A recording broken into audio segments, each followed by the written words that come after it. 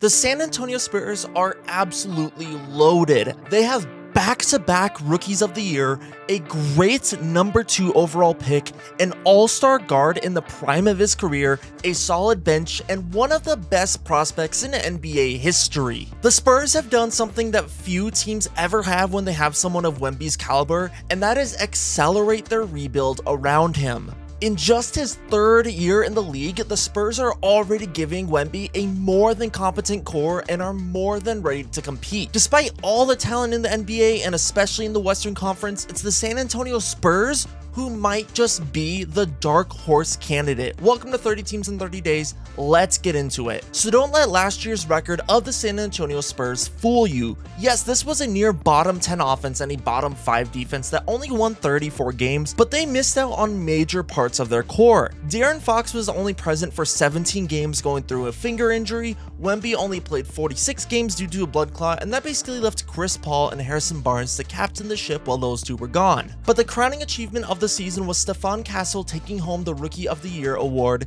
giving the Spurs back-to-back winners. Castle averaged 15, 4, and 4 while being a good defender for a rookie. He still has a lot to work on in his offensive game, especially from an efficiency standpoint, but he was never touted to be that much of a shooter. He gives the Spurs perimeter size, playmaking, and defense, and he's only going to be 21 years old next season, so look for him to take a leap. And when looking at leaps of the Spurs, let's talk about Victor Wembanyama because I think he is due for an even bigger leap in this upcoming season. I am already incredibly high on the superstar that Victor Wembanyama is. I think he's already the best defender in the league who is basically a shoe-in for a Defensive Player of the Year. He is great on offense and everything you need a big man to do. He's a great playmaking big man who could run the inverted pick and roll, and while a lot of people are concerned about his 3-point shooting, I think it was overall a good thing for his development. Wemby shot nearly 9 3-pointers per game at a rate of around 35%. This is an incredibly high volume, but it was a solid efficiency. But overall in the last season, Wemby developed as a shooter.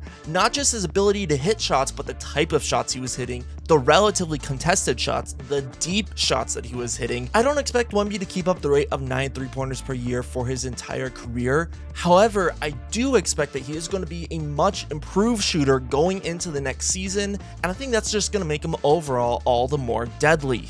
Wemby is already the hardest player to contest in NBA history, so now imagine if he's so good of a shooter that contests when you can't get them just don't mean anything. Imagine if he can come off of a screen. Imagine if he's a reliable catch and shoot player. Imagine if he can shoot the deep 3.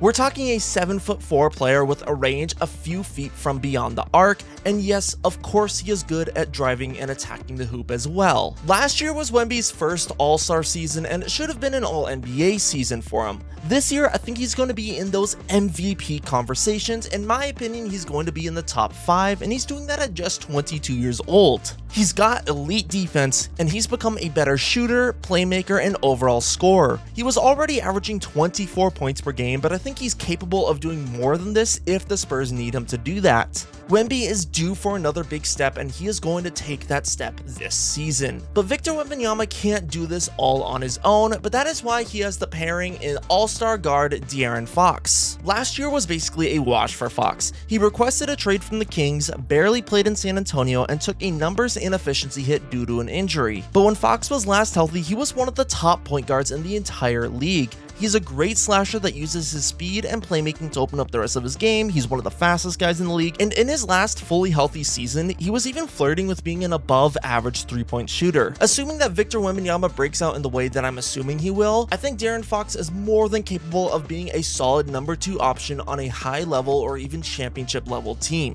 And even if you don't like De'Aaron Fox as a point guard for the future, after all he is like 28 or 29, the Spurs do have the number 2 overall pick, and they selected Dylan Harper. Harper is somebody that would have been the number 1 overall pick if there weren't for a man named Cooper Flagg. Harper is coming into the league with a Cade Cunningham-like comparison. He's not too much of an outside shooter, but he's an excellent big-framed one guard who can play make, defend, and attack the rim. He has great body control, gets to the free throw line a lot, was a great scorer as a freshman, and can even rebound well for his position. We're talking a guy who is a potential walking triple-double just like the star guard in Detroit. Despite their youth, you can make a real argument that between Castle, between Harper, and between Fox, the Spurs have the best point guard depth in the entire NBA, and that's not even counting how deep their bench is. Because I overall really like this bench for the Spurs, as they are full of great role caliber players or guys who could be starting on a decent amount of teams. One of those, for example, is Jeremy Sohan.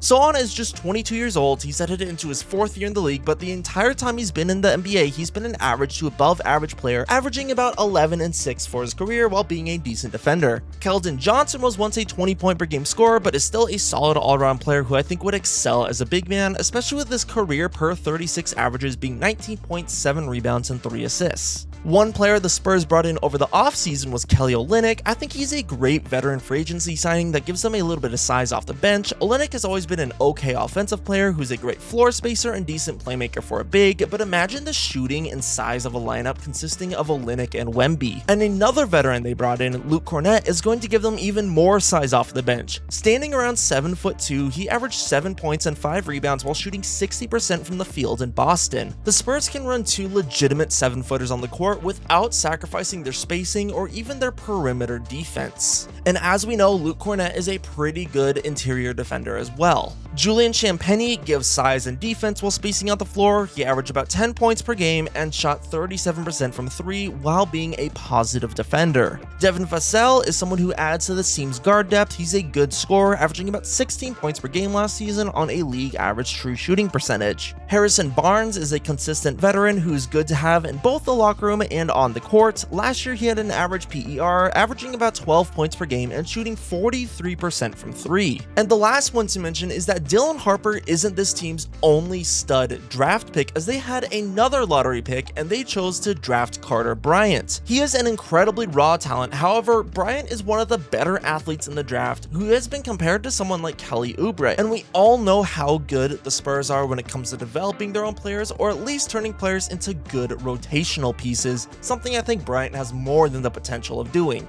In my opinion, the one thing holding the Spurs team back might just be their own youth. I am confident in the Spurs bench. I think Castle and Wemby are going to take them to the next steps even in their younger years. I think Wemby and Fox have the potential to become one of the best duos in the league. Dylan Harper, someone I'm incredibly high on, will be able to contribute to winning immediately without being asked to do too much and tanking his own development. With the overall youth on this team, both in the starting lineup and coming off the bench, the finals might be too much of an ask, but within the next 5 years, I think that's something that is more than reasonable and something that is nearly guaranteed if everyone remains healthy. Well, about as guaranteed as anything in the NBA can be. One thing is for sure is that the Spurs are going to be a much improved roster, and they have done a great job in building Victor Wembanyama the team he deserves. This has been 30 and 30. If you liked the video, you know what to do, and I will catch you all next time.